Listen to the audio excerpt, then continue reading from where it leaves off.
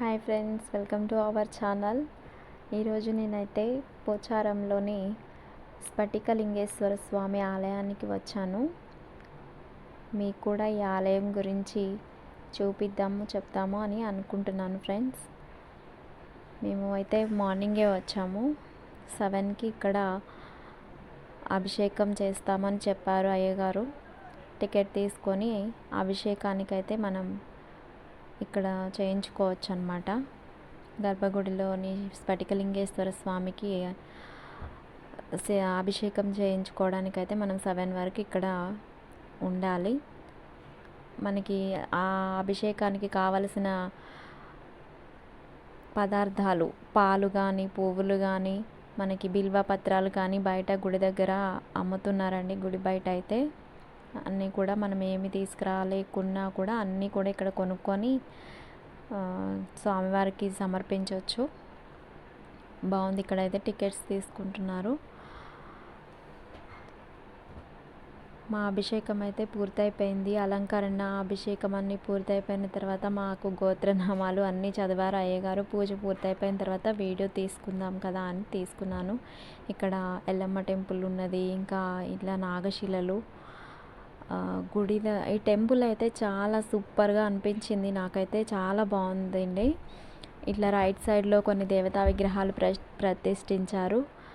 Left సైడ్లో కొన్ని దేవతా విగ్రహాలు ప్రతిష్ఠించారు. ఇలాగా బ్యాక్ సైడ్లో అయితే మామూలుగా శివలింగాలు, ఆపోజిట్లో నంది అలా ఉన్నాయన్నమాట. చాలా మంచిగా, అంటే గర్భగుడిలో అభిషేకం తర్వాత అయితే గర్భగుడిలో అభిషేకం చేయరు, కానీ బ్యాక్ సైడ్లో ఉన్న శివలింగాలకు అయితే అభిషేకము, అర్చనలు అన్నీ కూడా స్వయంగా మనమైనా చేసుకోవచ్చు.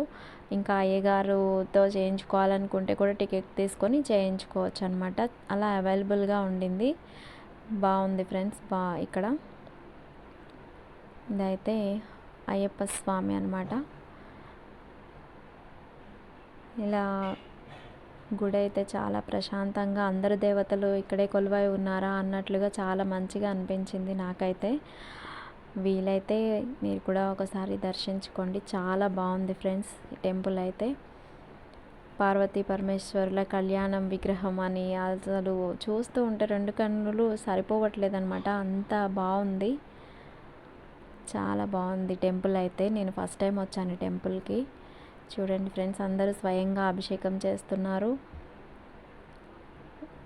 ఇంకా అయ్యగారితో అర్చనలు, పూజలు, వ్రతాలు ఏమైనా చేయించుకోవాలనుకున్న వాళ్ళు సపరేట్గా చేయించుకుంటూ ఉన్నారు.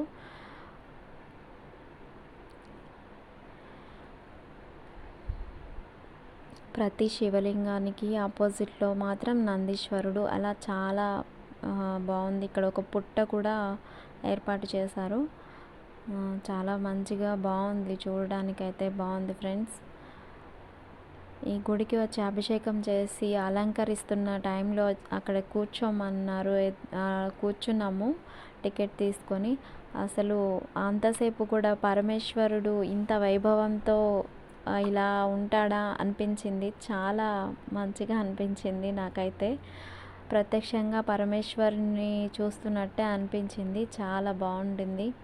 ఇక్కడ సుబ్రహ్మణ్యేశ్వర స్వామి, సుబ్బారాయుడు తండ్రి అంటారు కదా, నాగశిలలు అలా కూడా నవగ్రహాలు ఉన్నాయి.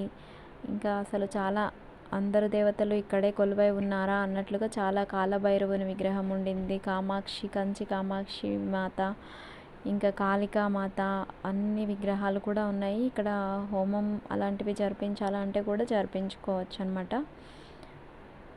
చాలా బాగుండింది టెంపుల్ అయితే. అసలు భూలోక స్వర్గంలాగా అనిపించింది నాకైతే. చాలా బాగుంది. ఇక్కడ అయ్యగారులు కూడా పూజలు ఒక పద్ధతి ప్రకారం చాలా బాగా చేస్తున్నారు.